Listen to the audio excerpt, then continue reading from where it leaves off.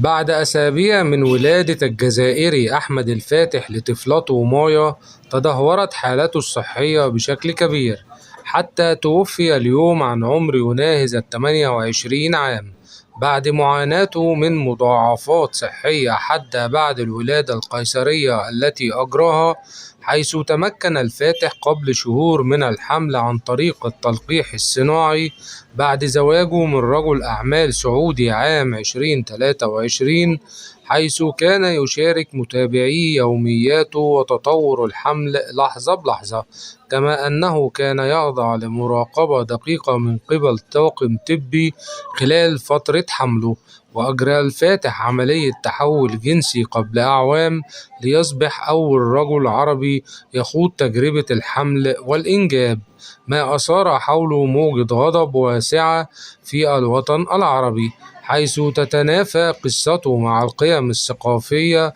للمجتمع. وأصبح الفاتح رمزًا لقضايا التحول الجنسي وحقوق الأفراد المختلفين في العالم العربي.